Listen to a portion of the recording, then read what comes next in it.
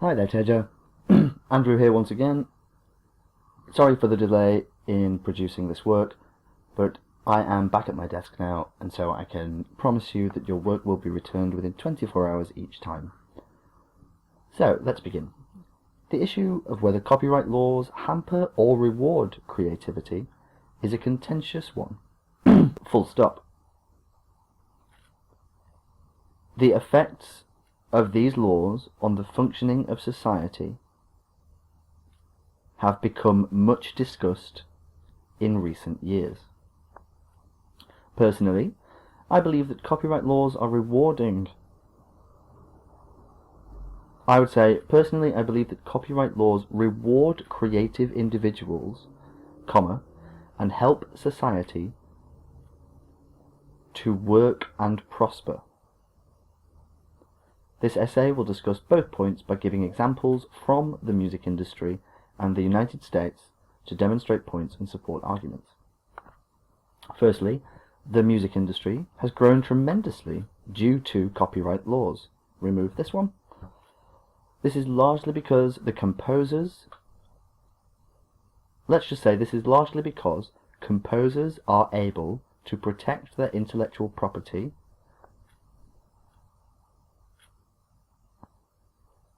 Actually, change my mind. Let's say, more specifically, these laws allow composers to protect their intellectual property and earn money as a result. Additionally,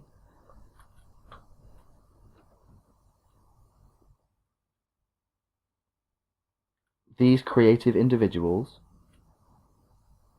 are further motivated to create new content as it is rewarding. For example, a recent study by Harvard University on musicians, showed that 70% of them were able... I'm not sure how this relates. How does copyright law develop lateral thinking? Lateral thinking is thinking outside of the box, problem solving in innovative manner. So I would say that your example here is not quite relevant, and in IELTS the scoring criteria punishes people quite severely for including irrelevant information. Your argument should be completely on point. It should always stick very, very closely to the point and be appropriate and relevant. It is therefore clear that the existence of copyright law, I wouldn't say it improves imagination. That's not what we're arguing here. I would say improves productivity in creative industries. Secondly, society benefits from these intellectual property laws as they help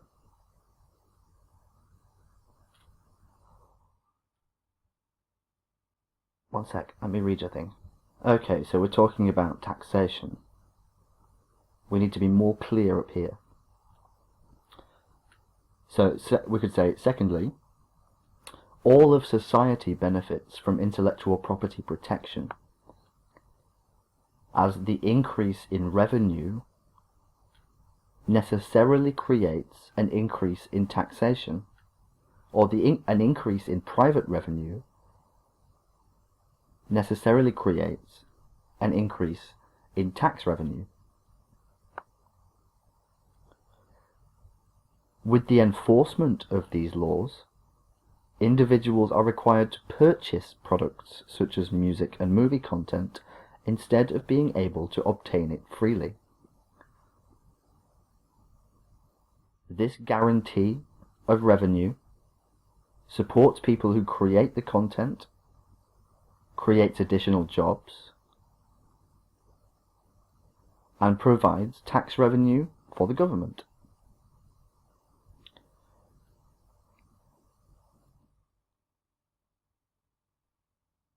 I would use and provides tax revenue for the government, which can be used to support schools or the underprivileged.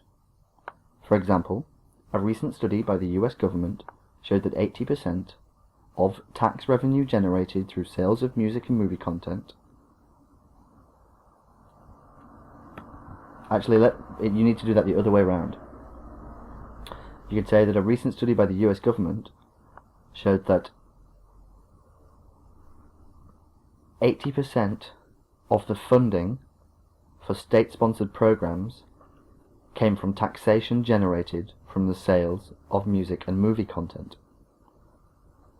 Consequently, these laws are helping to build a better society. In conclusion, from the examples and arguments given, I firmly believe that laws that protect intellectual property improve imagination, or improve creativity, or drive creativity, or motivate creativity, and also support the growth of society. Cool. So actually not that many corrections there. You're getting much, much better.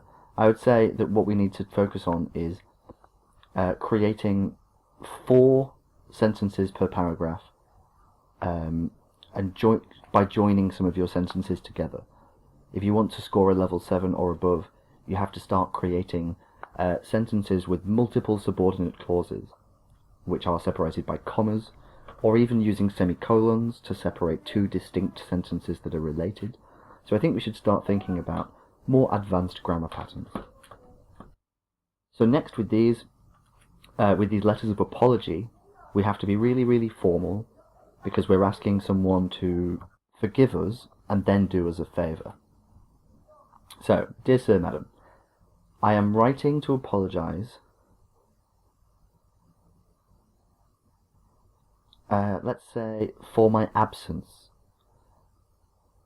Using the word not to describe a negative, it just adds extra words. It's always better to describe a positive. So I am writing to apologise for my absence from the exam. Which exam was it? Computer science. So let's say I'm writing to apologise for my absence from the computer science exam on June the 2nd, 2017, and for failing to inform you of the reason for my absence. My name is Teja and my student number is studying in the 3rd year computer science program.